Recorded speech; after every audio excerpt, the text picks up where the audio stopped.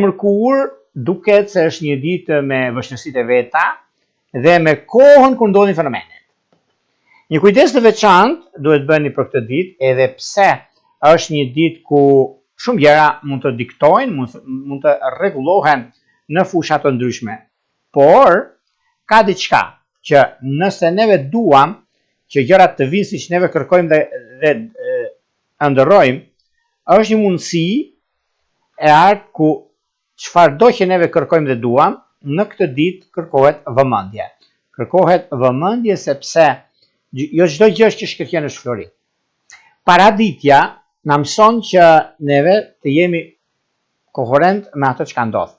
Dhe kjo bën që mund të kemi disa probleme në lidhje me çështjet e udhëtimeve, mund të ketë shtyrje, çështjet ligjore gjithashtu.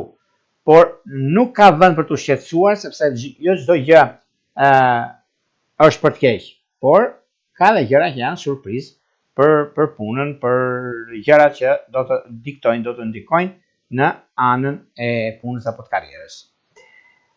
Shenjat që ndikohen dhe kërkohet pak vëmendje janë dash, luan, ujor.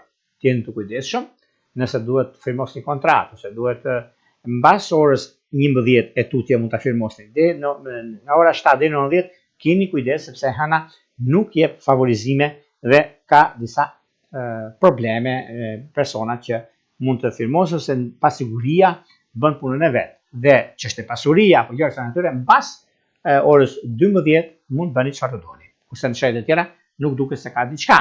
Por le të shikojmë.